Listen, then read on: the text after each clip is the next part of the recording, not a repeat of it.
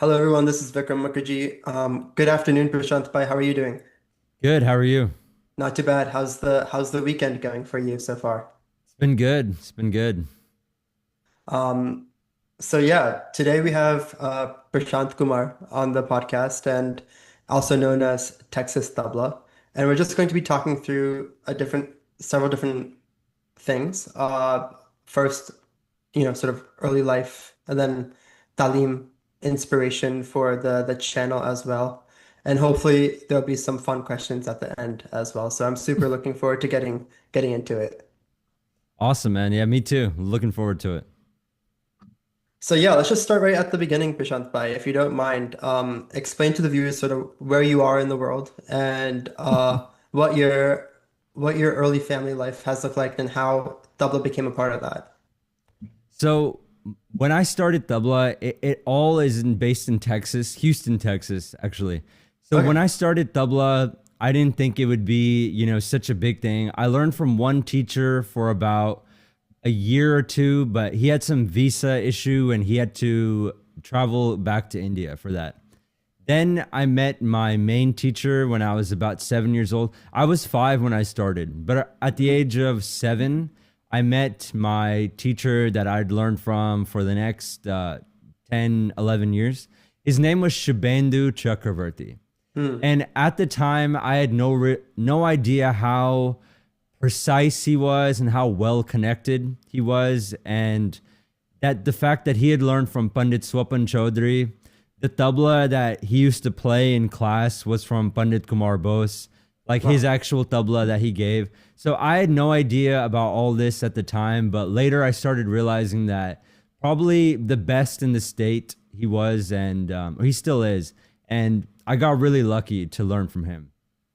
Yeah, no, that's amazing. I think as kids, and you don't really have the perception to be able to realize like how much this musician has worked towards their art. So it's something for us to remember definitely as we grow up and teach ourselves.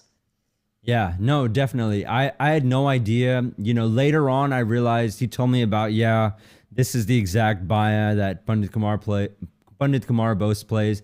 He showed me his book even, and the notes were written by Pandit Swapan Chaudhary. So Wow. if he had told me this, in the beginning, it would have meant nothing, to be honest. But later on I realized how lucky I got. And the main thing I'd say that he gave me is clarity. That Mm. was something he focused on more than, getting the bulls right. It was about clarity. Because later on, you can always memorize more, learn more, but getting each bull right. For example, let's say you're playing a composition.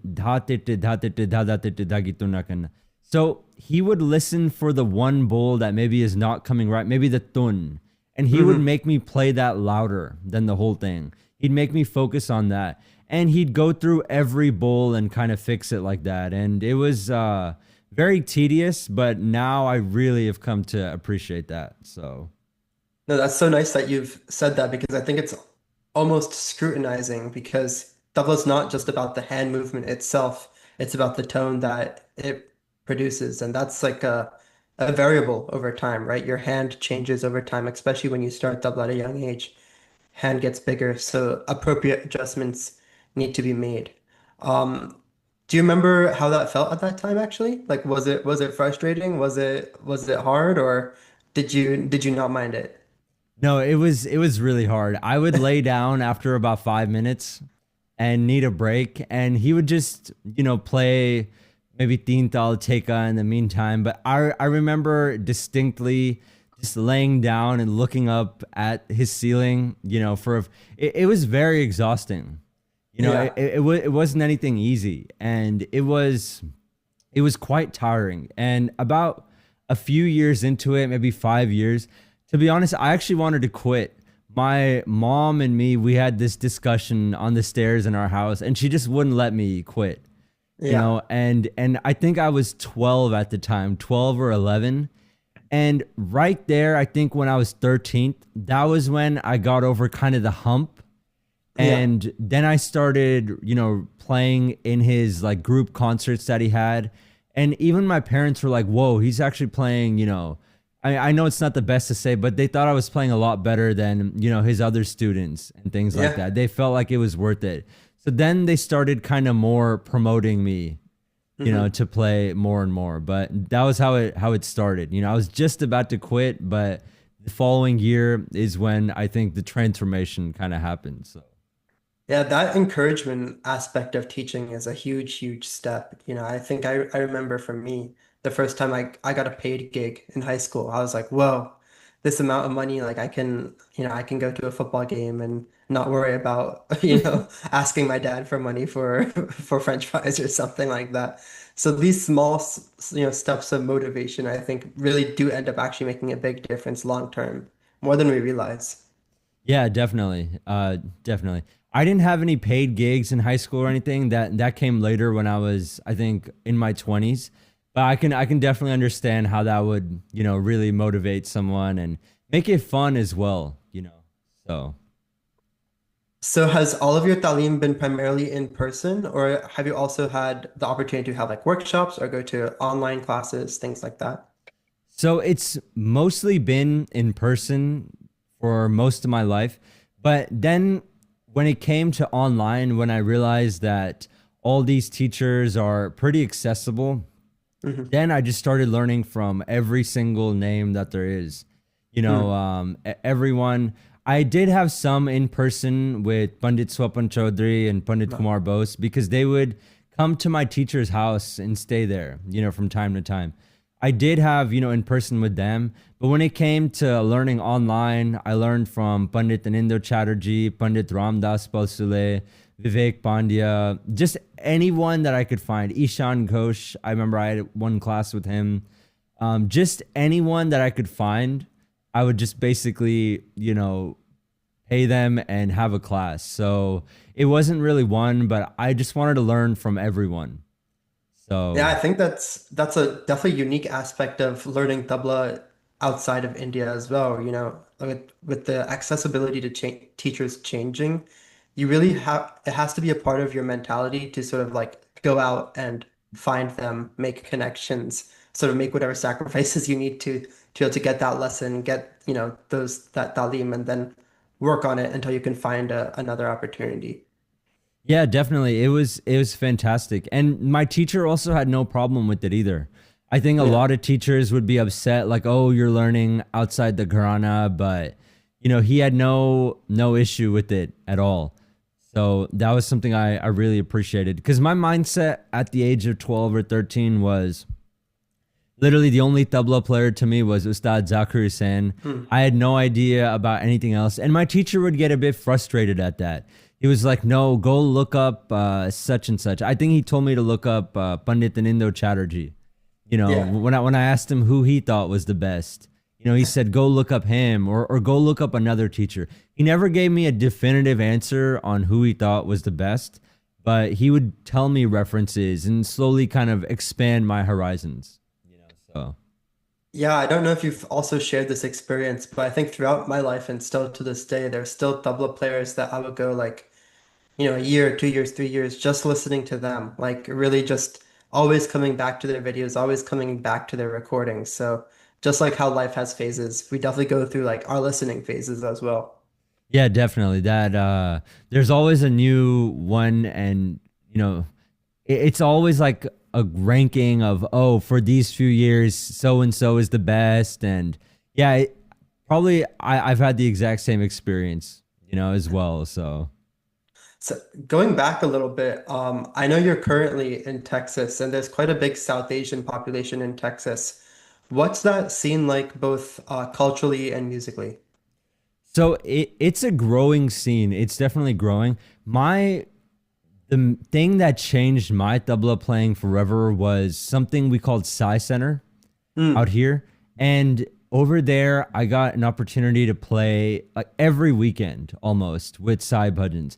Now they're very simple, 8 beats, 6 beat stuff, but I had two worlds that I would combine: the classical world of these compositions and luggies, and I would bring them into the Sai Center world, and no one had really heard that. So I played in ways that no one had really heard, And people really liked that quite a bit. Another thing that kept me going was the attention I actually got from Yeah. playing at these events. And I, within a few years, I was the only person that they wanted to deal with. And they're a pretty big worldwide organization. They have people traveling in, special guests, and I would play with all of them at different temples. And I'd already start learning what it was like to work with different artists, and just all sorts of different artists, flute, fusion, jazz, like all different sorts of, artists. So without that one step, without a community to play with, there's no way I could, have interest with, which is why I even, started a Discord community. There's a website called School. I've also started a community on there. Now, it's not exactly the same as having a personal community in person that you could go to, but I've done my best to connect people, and, they become friends on there, and they have, people to practice with. So, No, that's beautiful, and I'm so happy you brought it up because I think a big part of this podcast as well is that establishing community and I think that the practice of Hindustani classical music at times can definitely feel isolating because, work takes us in different places, life takes us in different places. So being able to access a community that will never leave you, especially like with it being online, it makes it all the more powerful. yeah, definitely. Without that, I think it's very difficult to do this in the West. Probably one of the biggest challenges of the West is not having in-person community, to be Yeah. around. So, For sure. And it does make a difference. And coming back to your previous point about growing up in the mandir, I think, like you, my first experiences on stage were also with bhajans and whatnot. And I think that really does a good job of setting your ear up for as you go through different things, right? Like being able to catch the sum of a vocal composition or something like that. I have a feeling that, just by playing with bhajans, I'm not saying that if you play with bhajans, then you can play classical, like it's the 100% equivalent. But I think in the process of learning, starting off with bhajans and then gradually working your way up, because everything's classically derived, at least for the most classically or folk derived. It definitely helps your ear a lot. oh yeah, yeah. As far as developing your sound is good, but I mean, where I was playing, there wasn't any real standard of Kali, Bari, and all those things. The sum, as long as you were on beat, people were fine with it. So I did hyper focus just on the sounds I was making, how much energy I could, pump into the bhajan, kind of so to say. But yeah, there was definitely a bit of a learning curve from playing that and then playing classical. Like there was when I started playing Vilambit Ektal and things like that, that was definitely a challenge. Yeah. Although I'd played like hundreds of places, it was almost like starting over, when it Yeah. came to that. So I totally agree with that. So. Reflecting on that, and one experience I've had is, like we're mentioning, the hand changes over time, our posture changes over time. So the posture needed for playing, a live or a high energy bhajan when you're like 5 or 6 years old is much different than like what you just said, playing Vilambi Diktal, for example. So did you notice any changes with your hand in specific or any, points that you had to sort of go back to square one to try to recalibrate? As far as playing classical and well, there have been many times that I've had to stop for a little while and start again when it Hmm. came to changing, my playing. Now, as far as posture, you basically mean technique, right? You don't mean playing posture, right? Like shoulders hunched. I mean, I view them as one and the same. So Ah, okay, please, okay. Very please. interesting. Very interesting. Yeah. So there are a couple of, things that I felt I had to change. I can actually switch cameras and I'll explain it. It's probably easier to. Give Yeah, me that'd be one great. second. So the first thing that was really hard for me to change, and a lot of people get upset also when I talk about this, is just playing with your fingers close together. You can Hmm. save a lot of like playing like hit it like that versus like just Yeah. like that, or keeping your fingers close to each other. This was something that I learned kind of from the Pandit and Indo Chatterjee, school of learning.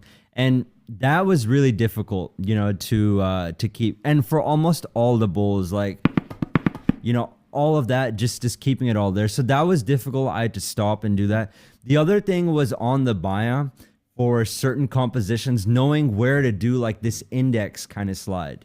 I never paid much attention to where, how the baya was being played. But those are two things that I found really difficult to correct later on. The only way I could do it was by stopping for a month or two and then picking it back up. So Yeah, you those almost are, have to hard reset your brain in that sense, right? yeah, exactly. And Yeah. start from the beginning. But it's so worth it to do these things. Of Yeah. course, the bio one I actually had to do this year because with more people in my community, some people from Benares that play there, they were like, hey, if you added this, your bio would be twice as loud if you strengthen this finger. And then I realized, man, for all the dhagas, like for example, dhati dhaga dinagana, you would start with the index. And Yeah, that was yeah. so frustrating because I felt I was already playing at probably the best level I ever played at, with starting a YouTube channel and things like that. And having to start over was really difficult. No. I literally had to go back to Gege Tete Gege Nana. That was crazy. And that's what makes me believe that those beginner exercises or beginner kaidas are never truly beginner Yeah. exercises or kaidas because you need them as foundational ways to say, okay, I need to make this technique change. Where do I start? And I think those beginning couple of compositions that you've learned, like Gegete to Gegenaga, make a huge difference. And if I can also share mine, I noticed that, with I had a tendency to keep my fingers very straight Oh, when I okay, was okay. playing, and especially like this finger would come, my middle finger would come up when playing nine, be very straight. But Hmm. something that my teacher, Pandit Chatterjee, recommended is making sure this curvature of your finger is there. He would always describe it as like in cricket, there's specific throws that are required for the ball. So like a spinner, the hand posture is a bent posture. Hmm. So it's, these types of things, I think you don't get all the chance to talk about them that openly, but I think it's important that as we grow, we continue to sort of talk about these things because our bodies change and our tonal preferences also change. So thus our technique has to change a little bit as well. Yeah, definitely the hand should be curved because then only then can you put more pressure with your fingertips Mm, with playing, and for a good derekete and all that, is really important. Now for dere dere, it's a bit different because with the palms and things like that, you kind of have to, be a little bit more flat for that. But for almost everything else in tabla, a slight bend in the hand, it definitely will come. yeah. Definitely the bowls will sound a lot better, is what I mean. So Yeah, and I think as we were mentioning earlier, like the opportunity to sit with different masters and get different perspectives is equally as important to that. I mean, I had the opportunity to listen or sit with Pandit Shrapan Chaudharyji in hmm. a workshop in New Jersey, and he was very kind to be able to explain his approach to there. And what he described it as is you have two ways you could go down it, right? One, you could keep the hand flat, and the other way is to keep the hand curved a little bit. And he said that, his preference is that when you keep the hand curved on both ends, you get these air pockets that allows the sound to pop out of. So again, these are just like different perspectives, different colors. But I think sometimes when you hear it from different people, it clicks in your brain in a different way. Yeah, definitely. I didn't know the thing about the air pockets. It makes sense, But yeah, I think for dere dere, for a lot of people, I think their approach is more of the flat kind of approach. But Mm, he's always had the cup kind yeah, of technique that no one else plays, which probably suits his hand.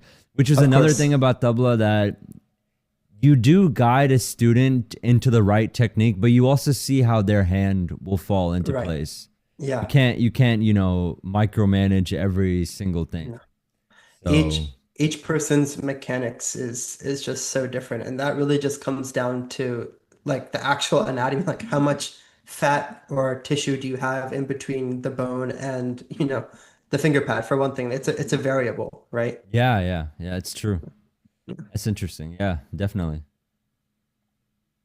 So yeah, the next thing I want to get into is the idea of content. I think growing up in the States, one way that we've connected with Tabla is largely through YouTube.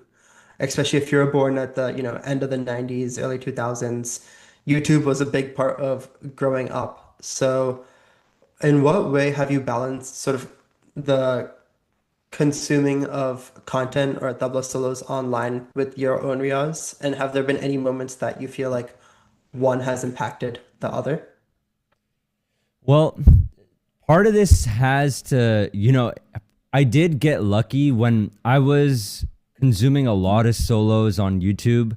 There wasn't a great YouTube mobile yet, so it'd kind of be like I'd watch them on the computer, then I could put them away. Right, right. So if I was starting again now, it'd be really difficult. The second thing is the algorithm and the platform wasn't as addictive as it is now. The Yeah. autoplay feature doesn't immediately, give you another video. It just wasn't as optimized then. Everything I'd have to search and things like that, and I would find them. And I remember my favorite thing to do would be to type in Tabla and search for what happened this month or this week. And I think I would keep up with everything Tabla related for a long time. Now I'm not able to because there's so much content.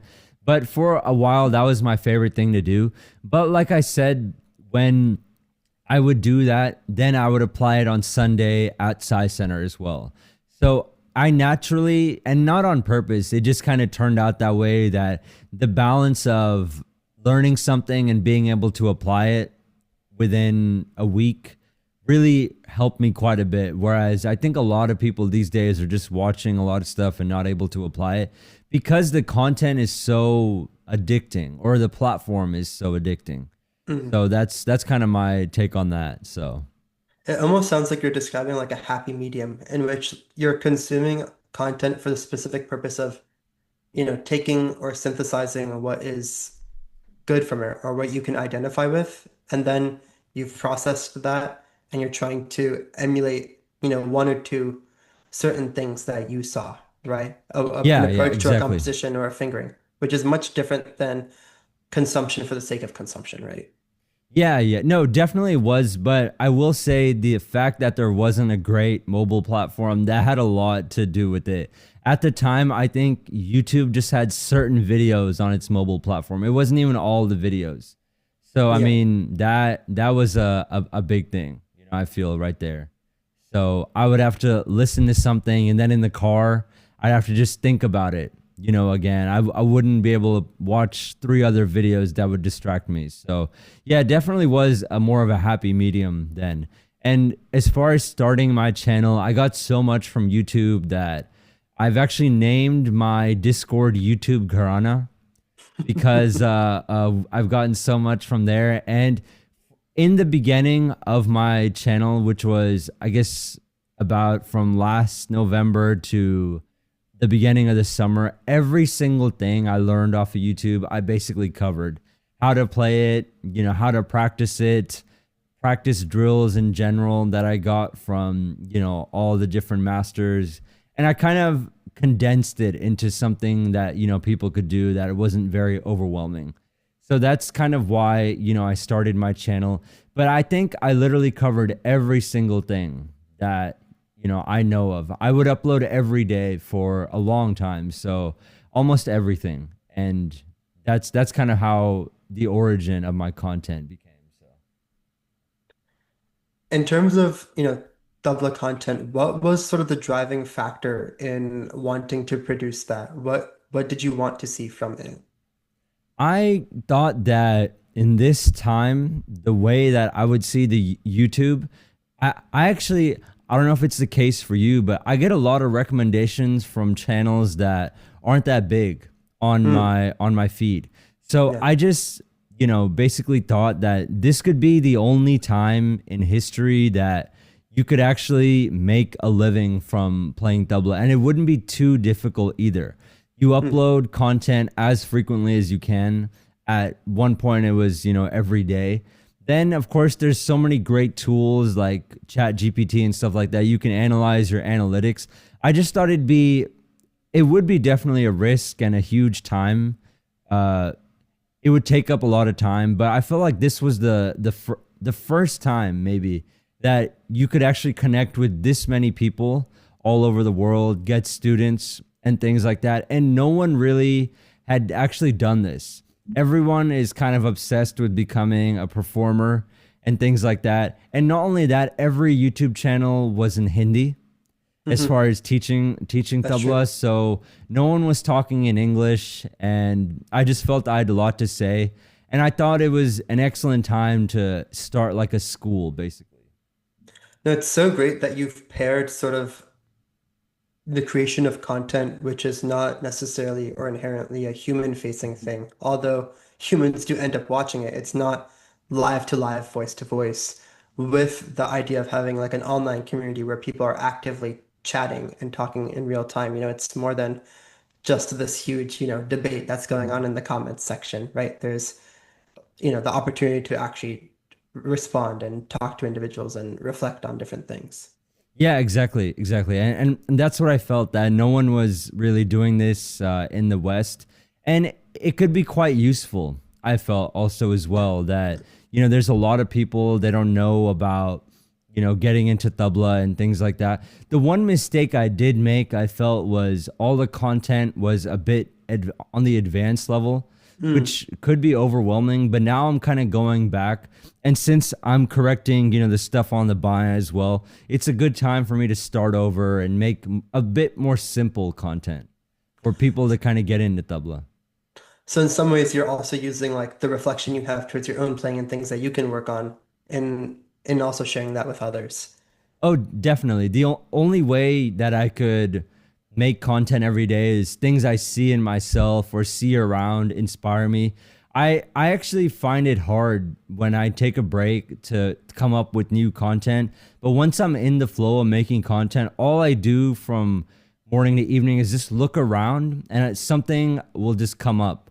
Yeah. Or the advantage of having communities is people are always talking, about stuff like that in there. For example, last week I made a video about how Johnson & Johnson has been getting sued like crazy Yeah. Yeah. for their asbestos. It was always a rumor, but I mean they're paying like 10 billion in fines and things like that. So Yeah. I made a video on that because people in my community were talking about it. So like that, I just keep an ear out for what to make next, and of course what's going on in my own life, and I combine those, and that's basically how I make my content. So. No, I mean, tabla is a very, rather all music is a very evolutionary thing, right? It's something that changes over time. So both as an individual and doing that reflection of tabla, then you have sort of the tabla community. What are some things that are happening in there that you can talk about it? The one thing that I will say, if I can add my own piece as well, is that I think that's also the beauty of teaching as well, right? You end up being able to correct some of the mistakes that you went through. Yeah, I know you mentioned the Johnson & Johnson baby powder, right? That was like almost a trope for a good couple of years that Yeah. every tabla player uses Johnson & Johnson baby powder. But now, because of these recent articles and clinical reports Yeah, that can yeah. truly make a impact to one's health, it's definitely, a good public service to advertise to not use those things. Yeah, exactly. And I don't even like ponds or whatever. I think it ruins the siahi, but it's definitely not worth, taking more like asbestos in. And I had a bit of a cough when I was using it again. It's actually banned now in the US. I Right couldn't go there. anywhere and I could find their cornstarch formula. I actually Yeah. went on eBay and ordered and someone had some old ones. Yeah. And yeah, it was just a bit weird. I don't know It's if very it weird. was a placebo, but I did feel a bit sick after, like when I was taking it. And when I stopped, I felt better. Could be a lot of different factors. It's not a very scientific way of, doing things. But yeah, I definitely felt like something like that should be talked about. Now, a lot of people thought, hey, who cares what powder you're using? But I mean, we had like much more. So yeah, beyond, the actual tools we use for tabla, the actual playing of tabla, I think that in the modern day, we have access to so many different technologies that are also important. Um, in the age of online classes now, having a good microphone or a decent setup is also important. If you're wanting to produce concerts that will be distributed online, having a good background and camera as well. So I feel like you're somebody that has really sort of pioneered a lot of the tabla setup thing. So I'd love to hear some of your perspectives on some of the tools you use, be it microphones, be it cameras, be it setup in general. So I feel my setup is too extensive for someone just wanting to make Tabla content. I actually worked as a videographer Okay. for some time. So that's why I had, all of these cameras and things like that. Otherwise, it's way too probably extreme for most people. And at the end of the day, the problem is with getting too much equipment is you see everything from an equipment angle and you forget about that people are watching for the content. There's a Mm, lot of content that'll do better than mine that's recorded on a phone, but I just like, all this tech kind of equipment and stuff like that. As far as the microphones, this was a goal of mine for a long time. When I heard their bar festival back in 2010, they were the gold standard of yeah. what I thought audio video was. They brought in audio video people that were just professionals and they really knew what they're doing. And that inspired me to do two things, which is hey, maybe in tabla you can align forces that weren't previously aligned and make it, Mm, better. But the second thing was these microphones. I think I added the sound guy on Facebook and I asked, what microphones these were. And I even took screenshots and I posted it on forums like, "Hey, what are these?" These are DPA microphones. These are probably some of the most expensive microphones you can get. I got them used, but they have the most accurate representation of anything I've heard when it comes to tabla. So that was the first thing. And as far as cameras, there's a new company called Blackmagic that's been doing really well. They're editing, so they make the camera and the editing software, which has really taken over. So I got in very early working with them, and that's kind of been my whole workflow. And over time I create more of a setup that doesn't require a lot of editing. It's more all done live because I feel that fits with more of how tabla is it's kind of something you improvise. right. You do learn, but it is all done kind of live. It's not multiple takes put together. So No, the editing process is a little bit different because having a live setup that you're able to manipulate in that moment is super impactful. And I'm really happy you brought up the mics. I guess my follow-up question to that is, do you bring these mics alongside with yourself whenever you go to play somewhere? I used to, but in some cases, the mic sometimes is more expensive than someone's entire setup, the mixer and speakers. So I'll kind of gauge like, hey, is it better? But these mics cause problems on stage. They're condenser mics, which means they pick up a lot, Hmm. and that can cause feedback and things. And now that I have my channel and everything, I just like to keep everything fixed in place. Yeah. These are the only three DPA mics I have, but I used to bring them, but there are a lot of issues. I don't recommend people bring high end mics to tabla performances because there's a lot of things like if phantom power is already running and then you plug it in, it's bad for the mic. There's just a lot of things in the handling that can kind of ruin a mic. So So when advising students as to what their setup should be in terms of just learning tabla, do you have any thoughts? And I'll provide a background to this. So uh, I was n never really a big fan of pen and paper growing up. I always found that you're learning tabla, you have baby powder all over your hands are sweaty. Like picking up a pencil or a pen to write down is a little bit was always challenging for me. So once like the iPad got introduced and a laptop became sort of an integrated part of like learning, I would say like that happened for me like probably in college. I automatically switched all my sort of tabla notes and everything to a form that was digital, right? So be it in Word where you just sort of do, dash and then tab, tab, dash, and then you have each matra lined up, and then you can fit each bowl within each matra. Like that to me felt a lot more congruent to my learning, as opposed to writing it down and then having to re erase it again to be able to making sure you're getting like every microbeat lined up. Yeah, because that was a big part of, and it still is a huge part of my Taalim. So, are there any things that you sort of ask your students to get, or So that as you far have a as preference to? So as far as microphone, I think what you're using right now, the blue setup, that's fantastic for someone just starting out because you could plug that directly into the computer. This Yeah. needs an interface and just a whole lot of stuff. I think it's too complicated to start with. But yeah, what you're using is great. And as far as your notes, I'd love to see, it seems like you've taken inspiration from Western classical music where they have everything sheet written. I know someone that does that. As far as now, I just give typed out, notes because I don't want to place too much reliance on the notes. I expect my students to play something so many times that they don't need the notes. Hmm. So that's kind of also what I keep in mind. But I do like what you're doing. I'd actually love for you to send me the note style that you're doing. The only Yeah. thing I would say that you could improve and what I'm doing even maybe more is that I even now mark which finger on the baya to use.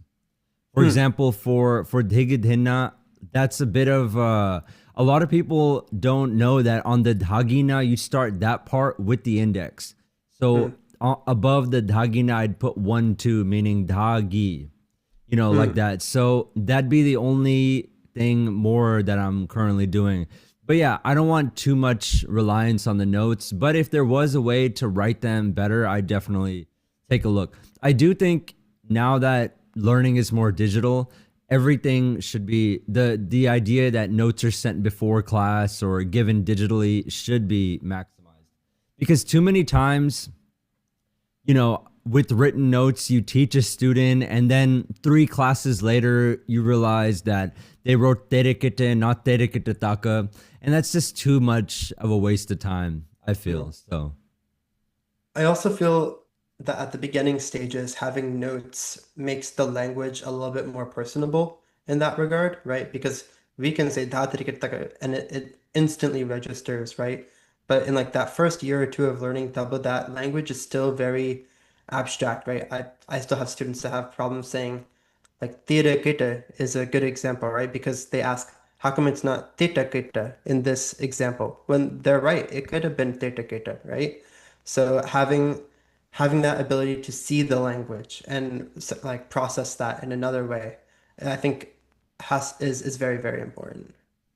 yeah, definitely. And there's so many of those things.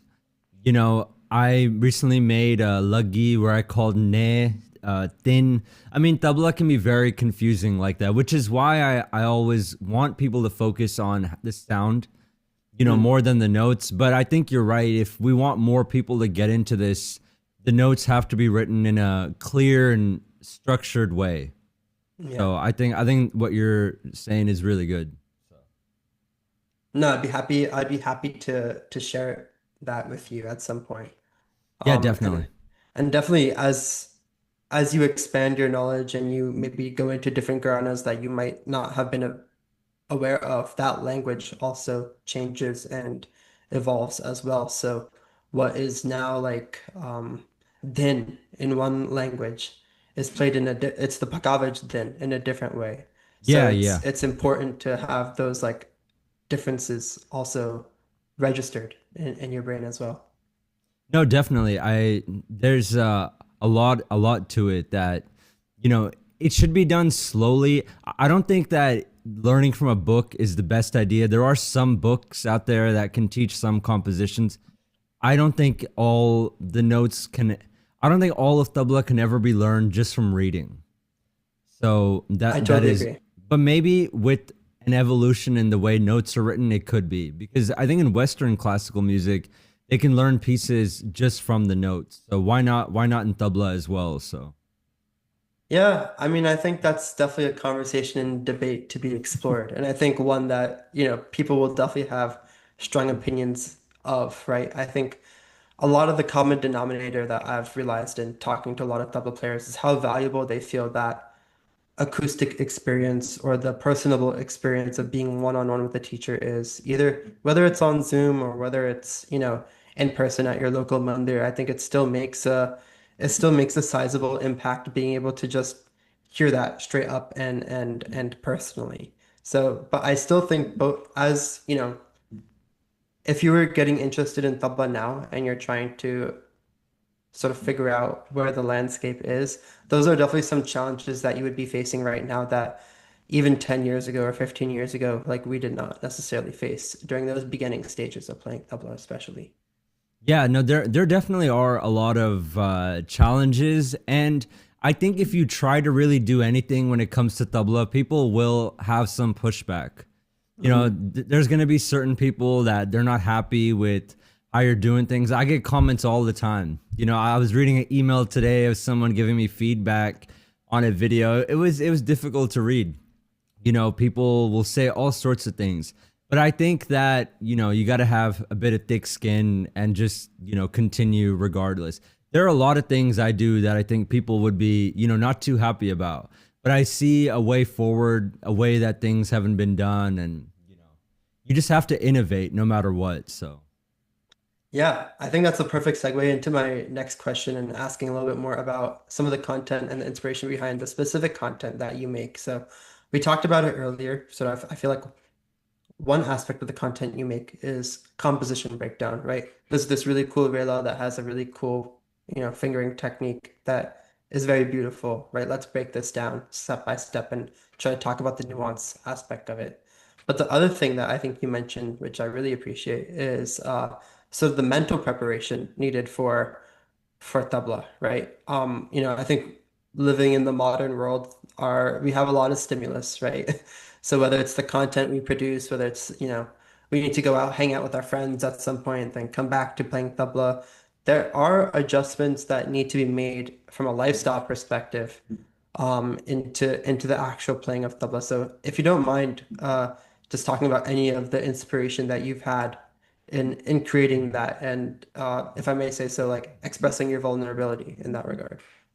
oh, I mean, as far as expressing vulnerability, I just always had a difficult time getting my dopamine regulated.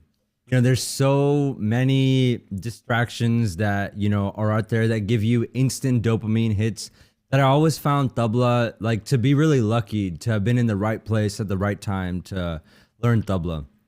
Mm. And as far as this thing of regulating dopamine, I've tried a lot of different things. So I kind of explain things like that, if you're watching a lot of short form content, it's going to be hard to focus and practice. If Yeah. you're, doing just a lot of different things, maybe eating a lot of junk food, anything that can give you instant, quick dopamine, even video games to some extent. Although I do think short form content is even worse than video games. It will make it really difficult to practice. And the thing that, so many people say that I get tired of hearing is tabla isn't the way that it used to be. Hmm. This is like something that I guess now that if you run a community, you'll hear it again and again listing. And I think it all comes down to that they had periods of silence. They weren't listening to podcasts all the time. So with less, I guess you can call it noise pollution coming in their ears, when they would actually play, that would be more stimulating to them than it is to us today. And with it being more stimulating for them just to even play the teka, they could refine their playing and get better. And they would have more of a reward from playing more than we have today. So that's been one thing that I talk about a lot. People get upset. They expect, in every video, there should just be more bulls and things like that. I think for a while I was shy about sharing this because it didn't get as many views. But then I realized that people watching kind of only spoke Hindi and they didn't understand English.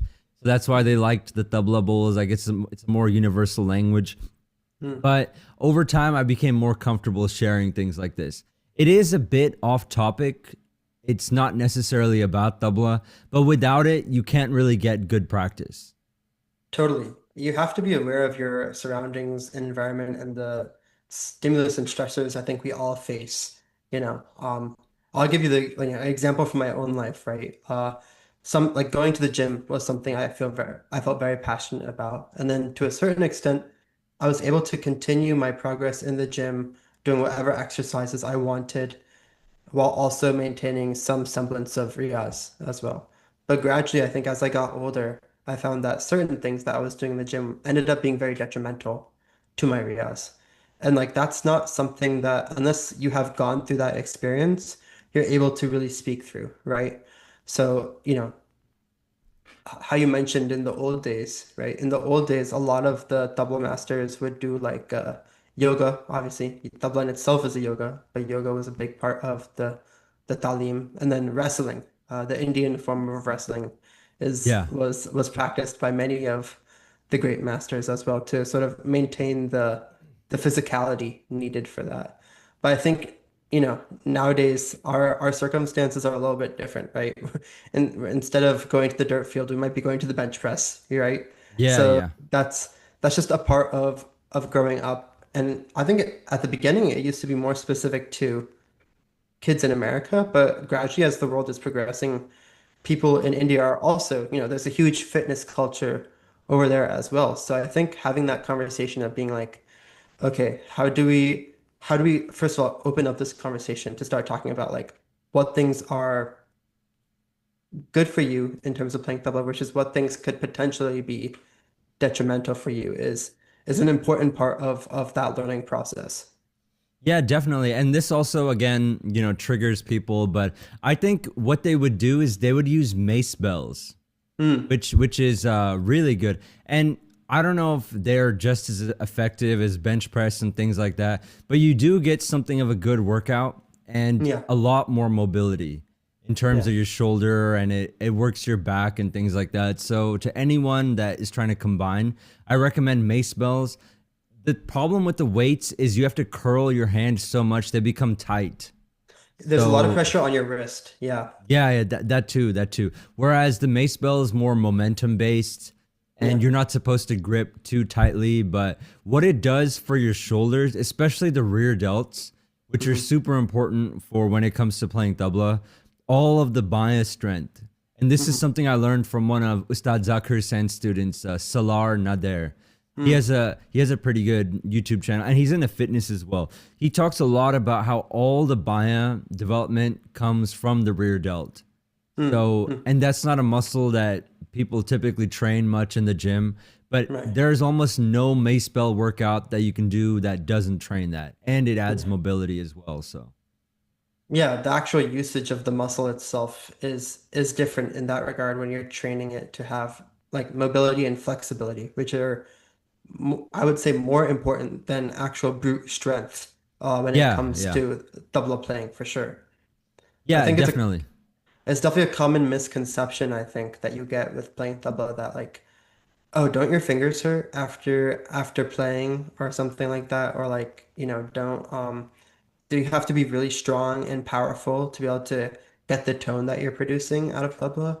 And I think that perception of strength is just so different when it comes to tabla playing because you're it's not like raw or brute force. It's coming from the strength of the in my opinion, the strength or the tone that you're getting comes as a direct byproduct of your technique that you have, not necessarily how much power you have.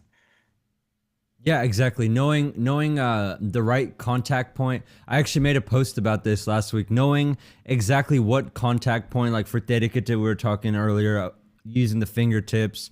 For thin understanding, it's the groove of your hand.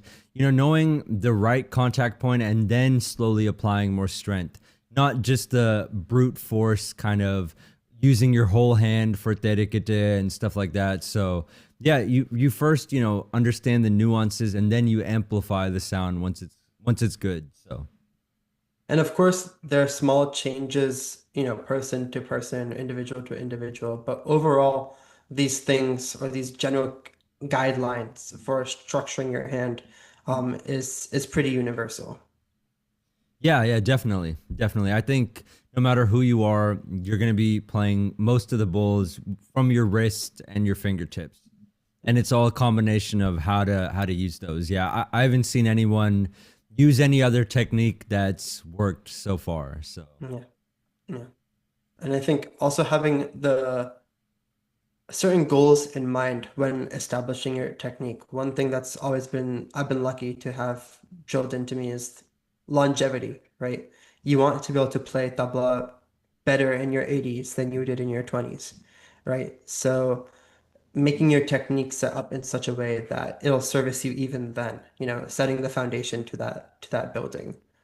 yeah, that's more of a lifestyle thing too. Depends on a lot of other factors even For sure. outside, your tabla playing. But yeah, that is what, and by then we'll have even more advances in science and we'll know, things that can help. I love bringing, fitness related things into tabla.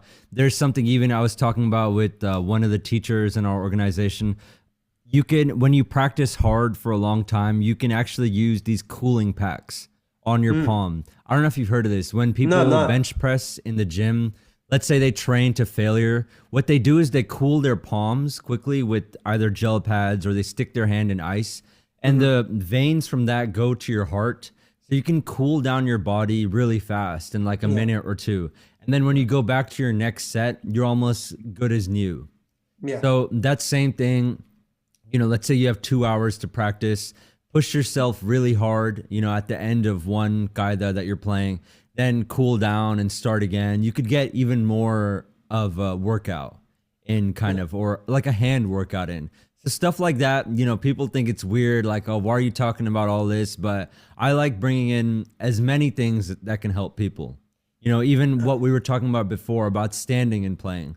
Yeah. I I don't make it too big of a deal in my videos recently that I'm standing, but I find it a lot better, Hmm. overall for your posture and things like that. Because one thing that does worry me with kids learning tabla is how long are they going to be hunched over with their lower back kind of at a curve for a long time when learning tabla. And Yeah. I feel like with standing, you eliminate all the drawbacks of Yeah. kind of being hunched over. So I try to, do, but of course, these aren't very conventional things. People will look at you funny, but I think they're important.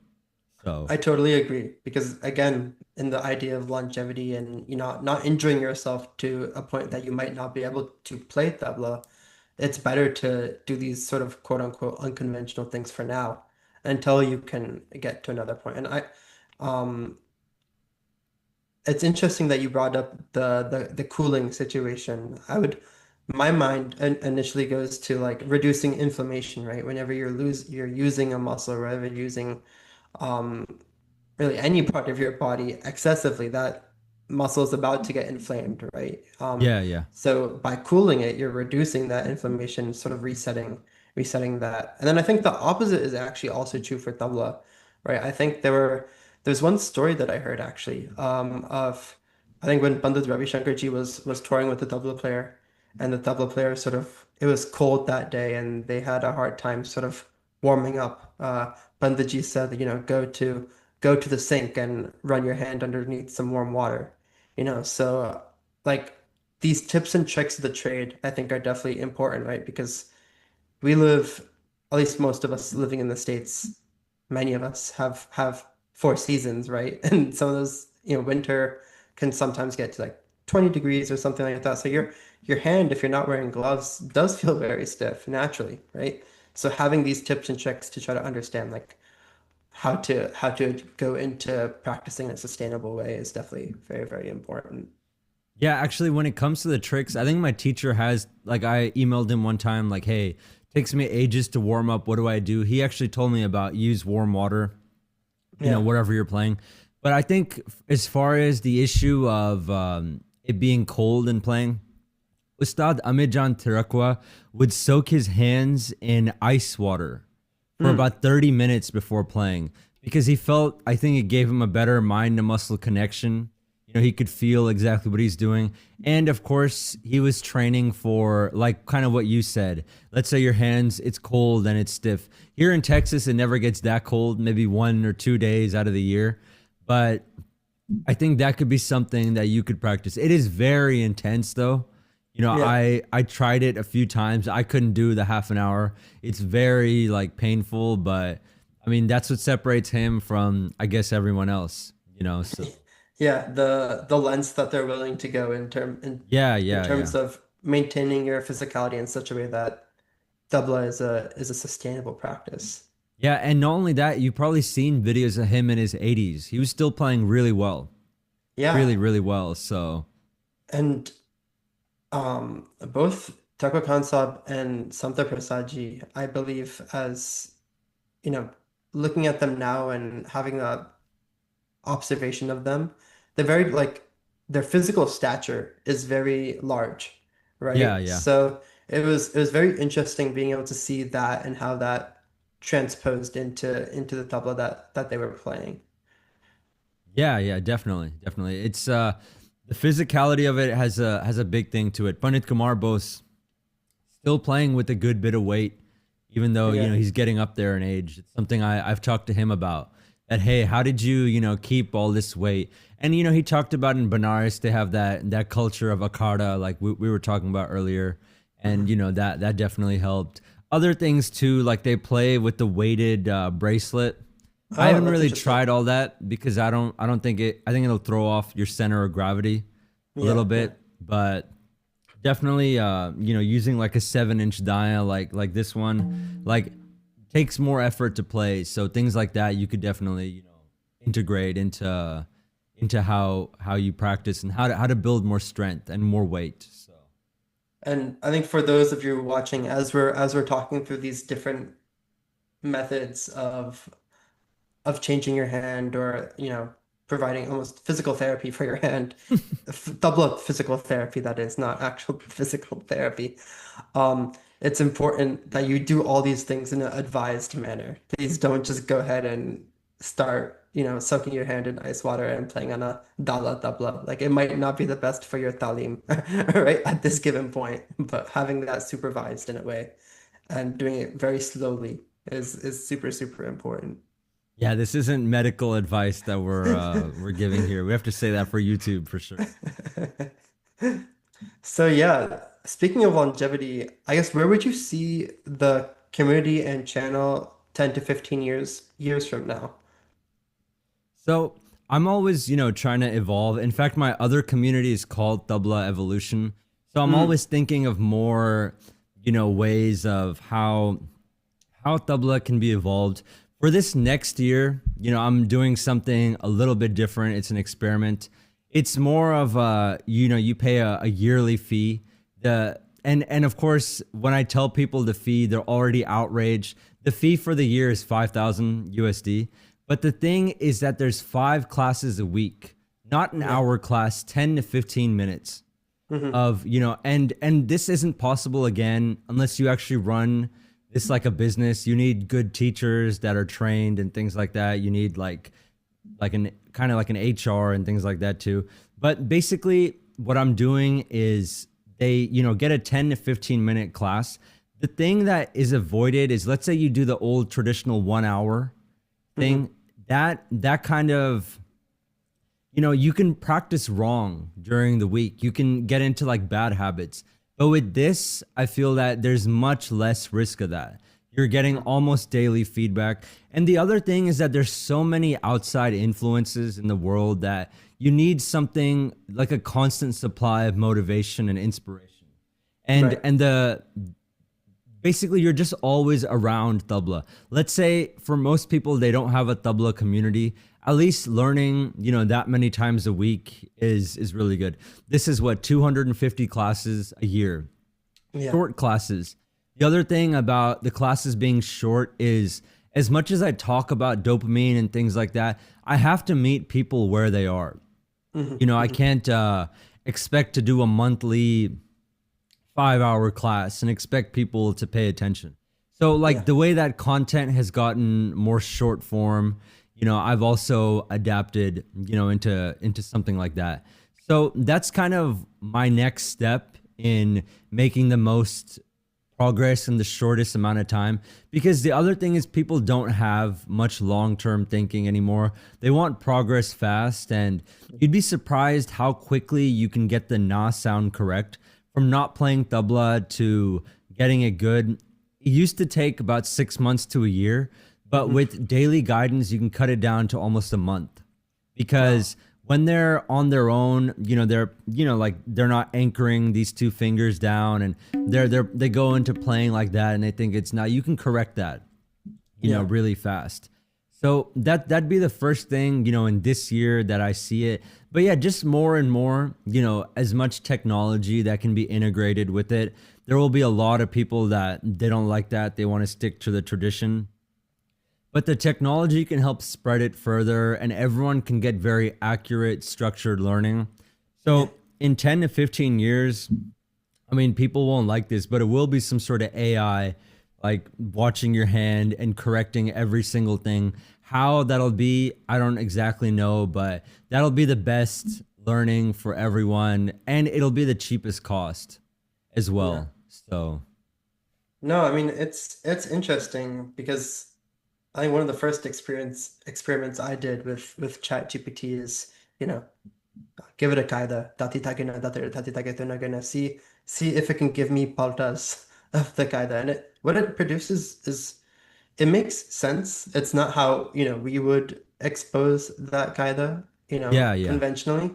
But like it's showing that at least it's breaking down the phrasing in some type of way that is definitely structured, at least. There's definitely a structured way. So it's interesting that you're bringing up AI and also these other changes that are going on from a more like societal level because they do impact your ability to play tabla and practice tabla as well.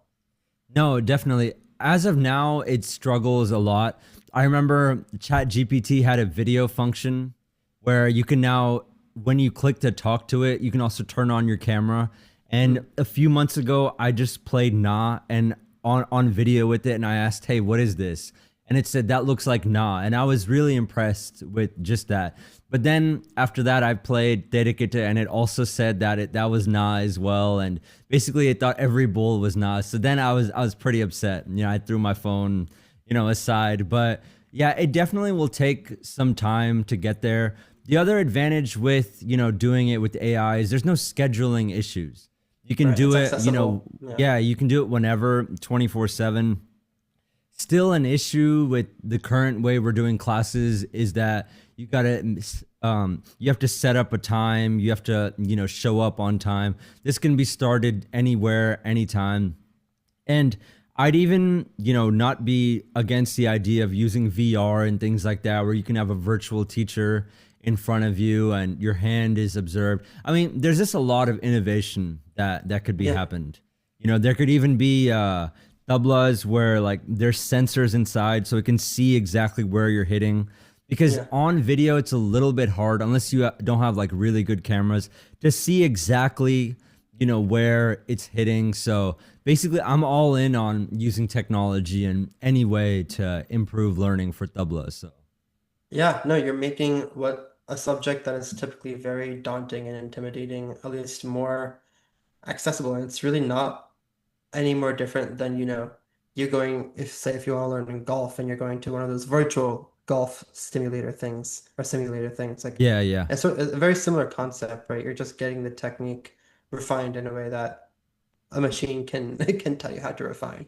Yeah, exactly, exactly. And imagine not only just learning, every practice session is analyzed as well.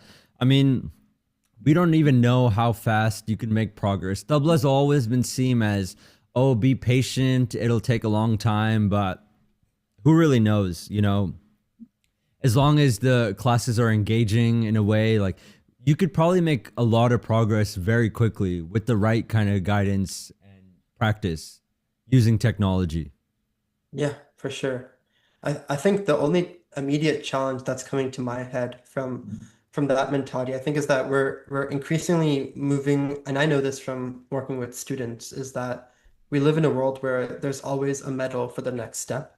And I don't like how we were talking about earlier, sometimes you have to go back to those first couple of kaidas, first couple of relas to reset your hands.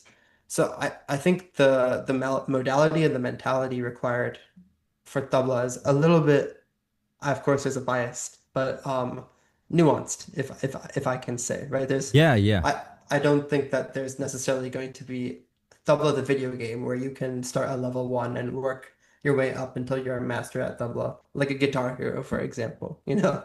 But I think leveraging the modalities in a meaningful way to be able to like really pinpoint and help and guide is important as well. No, definitely. It actually should be approached where, in the beginning at least, where you make some progress, then you have to go back and Mm, review, everything, which I've been currently making sure that happens. Because with the, 5 times a week classes, you kind of have to do that as yeah. well. And I feel, even with that is good progress. Now, I would hope for a video game of tabla one day. I love it, like a tabla RuneScape or something like that, where you have like all these different skills to train. I actually had that in mind. Like if there was, I don't know if you ever played that game. There's all these different skills to Yeah, it's train. familiar. Yeah. There's like I think 21 or 22 different aspects of the game. One could be take other clarity and things like that, and the idea would be to level up all of them.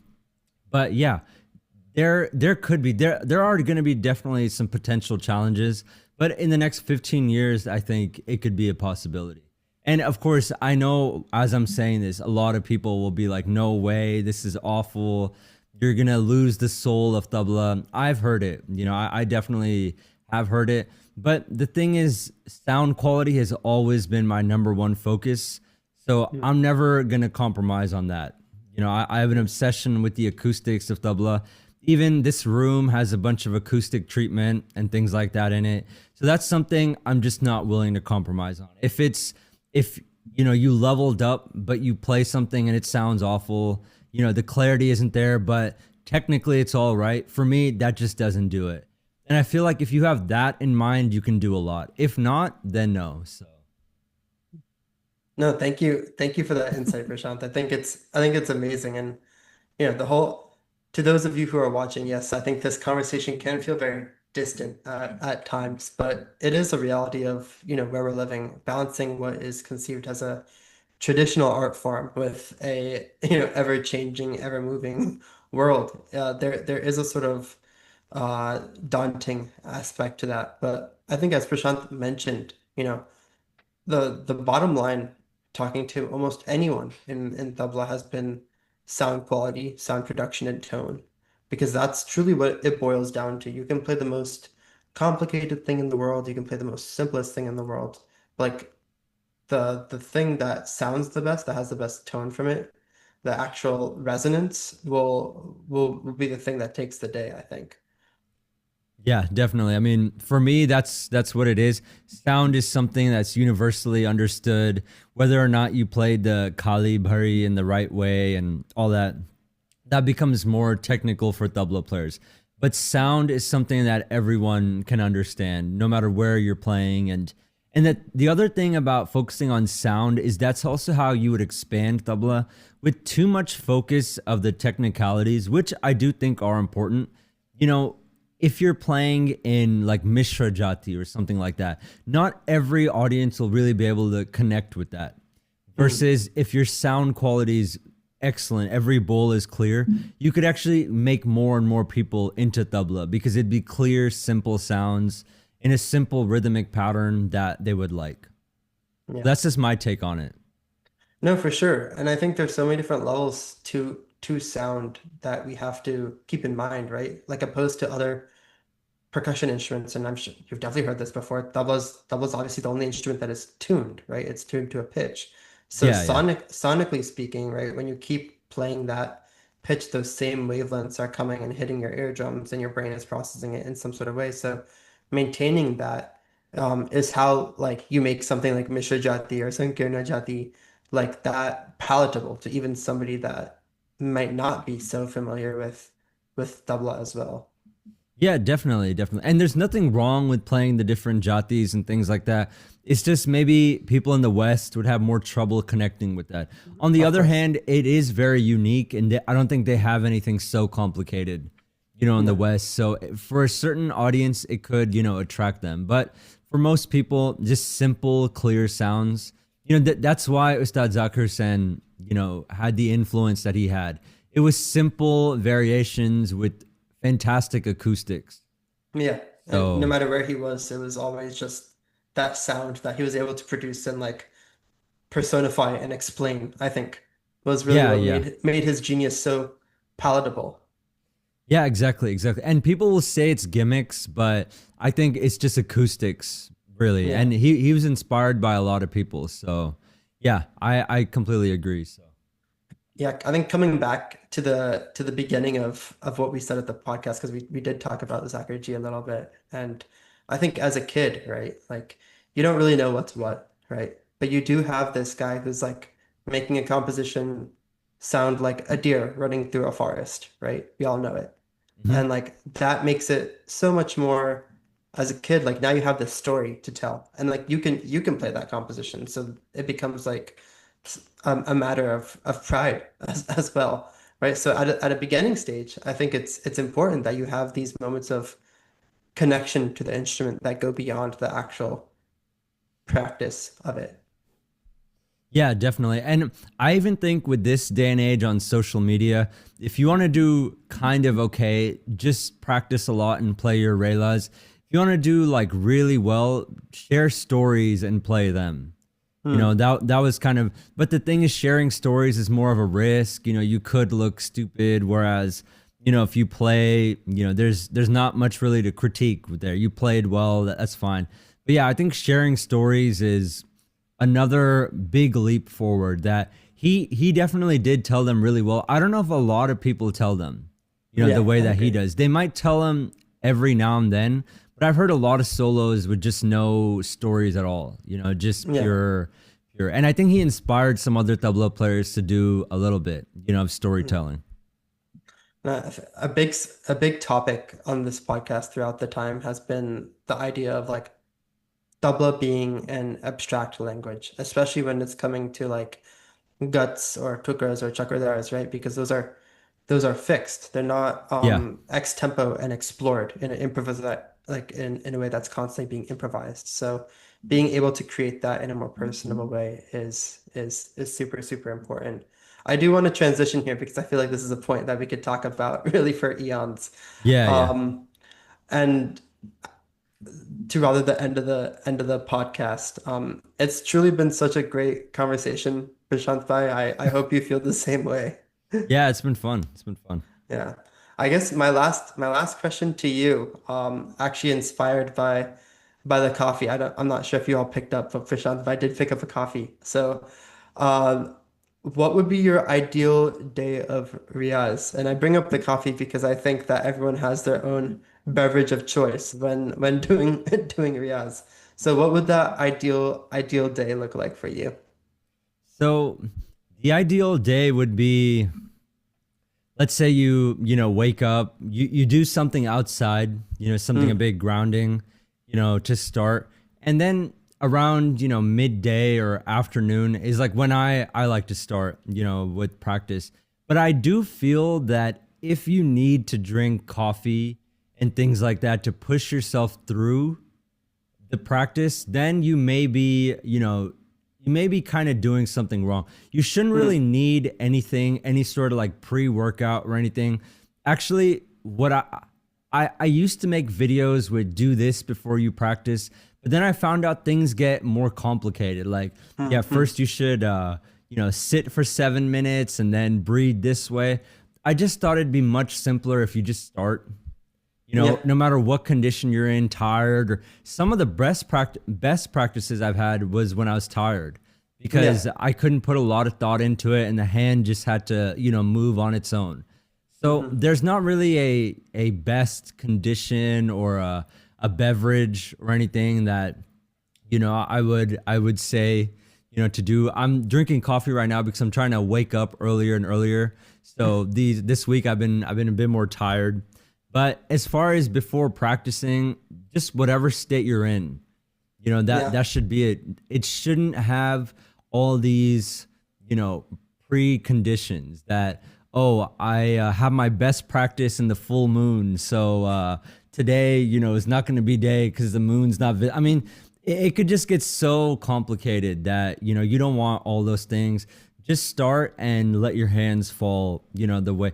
Like I try to simplify whatever I say over time. So I just think just start and however it turns out, let it turn out that day. So the best practice you can do is the practice you can do right now. Yeah, exactly. Exactly. Of Yeah, yeah. course. Yeah. And there's like a quote a lot of people say that some people wait for the perfect moment. Others like I'm not exactly like able to remember the quote right now, but the perfect moment is as soon as you start. The perfect moment is created.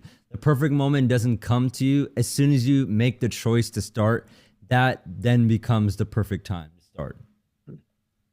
I don't think there's a better way to end this than something profound like that. So thank you so much, Prashant Bhai. It's been such a pleasure talking to you. Awesome, man. It's been really cool. This is a great what you're doing. Thank you. I appreciate that. Cool, man. Take care. You too. Bye bye.